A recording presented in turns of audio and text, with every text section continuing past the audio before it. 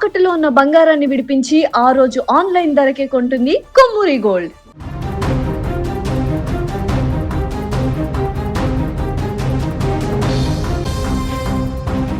IPL 2026 సీజన్లో గెలుపు గుర్రం ఎక్కాలనుకుంటున్న చెన్నై సూపర్ కింగ్స్ కు శని గ్రహం పట్టుకున్నట్లు కనిపిస్తోంది.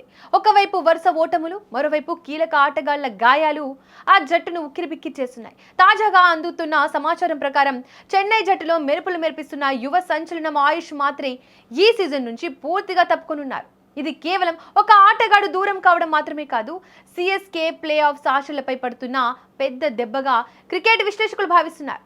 ఈ 18 ఏళ్ల ఆయుష్ సన్ రైజర్స్ హైదరాబాద్ తో జరిగిన మ్యాచ్ లో తన సత్తా ఏంటో చూపించాడు. 195 పరుగుల భారీ లక్ష్యాన్ని ఛేదించే క్రమంలో ఇంపాక్ట్ ప్లేయర్ గా వచ్చిన ఆయుష్ కేవలం 12 బంతుల్లోనే 30 పరుగులు చేసి స్టేడియంను హోరెత్తించాడు. కానీ అదే మ్యాచ్ అతని పాలిట శాపమైంది.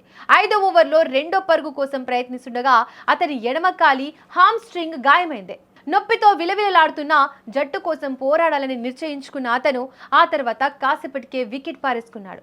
ఈ గాయం తీవ్రత ఎక్కువగా ఉండడంతో అతను కోలుకోవడానికి కనీసం 6 నుంచి 12 వారాల సమయం పడుతుందని వైద్యులు తేల్చారు.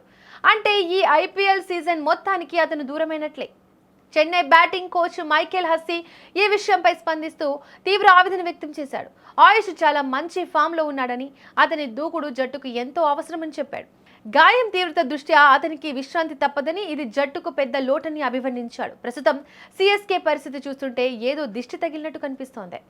ఇప్పటికే ప్రధాన బౌలర్లు ఖలీల్ అహ్మద్, నాథన్ ఎల్లిస్ గాయాల కారణంగా టోర్నీ నుంచి నిష్క్రమించగా ఇప్పుడు ఆయుష్ రూపంలో 3వ వికెట్ పడింది. వీరందరికంటే మించి అభిమానుల ఆరాధ్య దైవం ఎంఎస్ ధోని కూడా మోకాలి గాయంతో ఇంకా డ్రెస్సింగ్ రూమ్కే పరిమితమయ్యాడు. ఒక్క మ్యాచ్ కూడా ఆడకుండానే ధోని సీజన్ ముగిసిపోతుందా అనే భయం ఫ్యాన్స్లో మొదలైంది. ఇప్పటికే పాయింట్ల పట్టికలో 6వ స్థానంలో ఉన్న చెన్నై ఇప్పటి వరకు ఆడిన 6 మ్యాచ్ల్లో కేవలం 2 విజయం సాధించి సన్ రైజర్స్ పై చేతిలో ఉన్న మ్యాచ్ను 10 పరుగుల తేడాతో చేజార్చుకోవడం ఆ జట్టు ఆత్మవిశ్వాసాన్ని దెబ్బతీసింది. రాబోయే మ్యాచ్ ముంబై ఇండియన్స్తో ఉంది. ఈ పోరులో గెలవాలంటే చెన్నై అద్భుతాలు చేయాల్సిందే.